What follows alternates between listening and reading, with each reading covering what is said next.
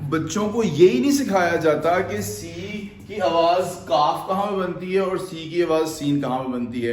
क्या आपको फॉर्मूला पता है कि सी फॉर कैट और सी फॉर सर्कल क्यों है? सी यहां पर काफ की आवाज दे रहा है और सी यहां पर सीन की आवाज दे रहा है, यानी कैट काफ की आवाज से बन गया, यानी कैट, और ये सर्कल सीन की आवाज से बन गया।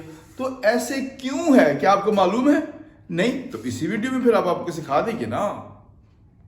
तो जनाब ये बात याद रख लीजिए कि अगर सी के बाद आई ई या वाई आ जाए, यानी सी का लफ्ज है उसके बाद आई ई या वाई आ जाए, तो ये सॉफ्ट एस या फिर उर्दू में सीन की आवाज देता है।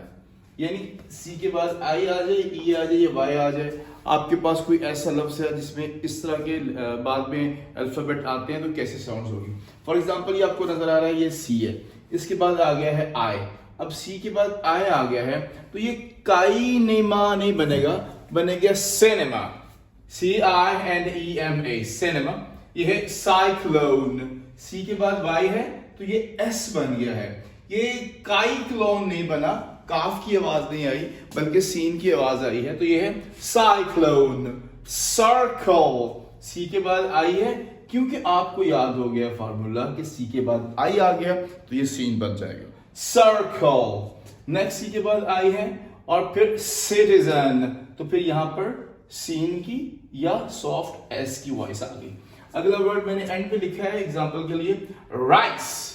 राइस, राइस का मतलब होता है जो चावल आप खाते हैं, तो ये राइक नहीं है, यहां पर काफ नहीं बना, सीन बन गया है। उसकी रीजन क्या है कि सी के बाद ई है तो ये उसको लीनियंट और सॉफ्ट कर देगा।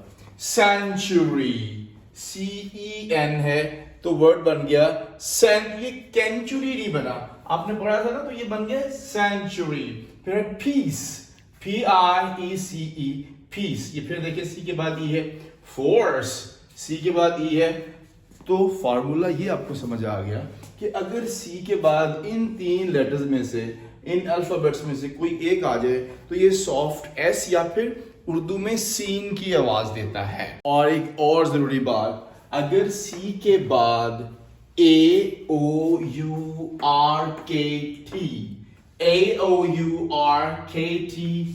हो, तो ये के या काफ की आवाज देता है।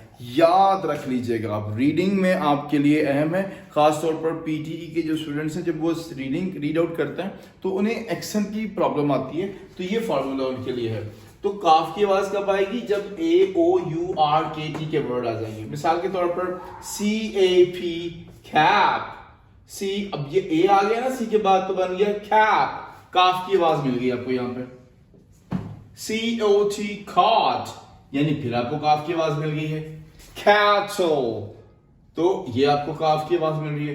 क्रो, अब सी के बाद आर आ गया ये वाला, तो ये काफ की आवाज मिल रही है। CUT, काट, अब CUT कट, यू है, CUT सट नहीं होगा, CUT कट होगा। BACK, बैक, अब ये C और K का जो मैंने कॉम्बिनेशन यहां पे आपको बताया था वो आ गया C और K के साथ, तो यहां पर आवाज क्या आ रही है? काफ की। तो दीज आर द वर्ड्स कि अगर C के बाद AOURKT आ जाए तो ये काफ की आवाज देता है। और एक और खूबसूरत बात, अगर C के बाद IA, ये देख लें, या EA आ जाए, C का वर्ड लेटर है, मतलब C का अल्फाबेट है, उसके बाद दो वर्ड का कॉम्बिनेशन आ गया, IA का कॉम्बिनेशन या EA का इकट्ठा कॉम्बिनेशन आ जाए, तो ये फिर शीन की आवाज देता है। अब देखिए OCEA, अब ये तीनों इकट्ठे आ गए तो ये शीन बन गया, ओशन। अब SO, अब O, ये C, I और A, ये देखिए I और A आ गया, तो सोशल, यहां पे भी शीन बन गया है, तो यहां पर भी आपको नजर आ गया कि शीन बन गया। अब है म्यूजिशियन, म्यूजिशियन, CIA, अब देखिए फिर I और A की कॉम्बिनेशन के साथ ये शीन बन गया, तो जनाब म्यूजिशियन। अगर आपने इन तमाम चीज़ों को ध्यान से गौर से समझ लिया और रीडिंग के दौरान, पीटीई की रीडिंग के दौरान, किसी और रीडिंग के दौरान आपने इसका ध्यान रखा, तो यकीन मानिए आपकी रीडिंग बहुत अच्छी हो जाएगी। आपको कम से कम अब रीज़न तो पता चली है ना कि ये क्यों है।